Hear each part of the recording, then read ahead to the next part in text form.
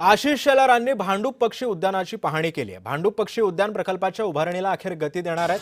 पर्यावरण संवर्धनासह इको टुरिझमला सुद्धा चालना देण्यात येणार आहे। भारतातील पहिलं AI आधारित पक्षी निरीक्षण केंद्र आशिष शेलारांनी ही माहिती दिली आहे। या ठिकाणी 45 कोटी रुपयाचा निधी मंजूर केलाय। या ठिकाणी विविध गॅलरी, पक्ष्यांना बघण्याचे डेक, बरोबरीने पक्षी ज्यावेळेला असतील त्यावेळेला प्रत्यक्षात पहा आणि प्रत्यक्षात नसतील त्यावेळेला त्यांना हाय रिझोल्युशन कॅमेरामध्ये चित्रीकरण करून केलेल्या स्क्रीनवर पहा, त्याचे काही मॉडेल्स पहा। बरोबरीने पक्ष्यांबरोबर फ्लेमिंगो सहित 250 वेगवेगळ्या प्रजाती जातीचे पक्षी, विविध पद्धतीचं गवत आणि त्याबरोबर बटरफ्लायज, या सगळ्याने पर्यावरणपूरक असा विभाग विकसित करणं, याच्या कामाला आपण सुरुवात करतो आहोत।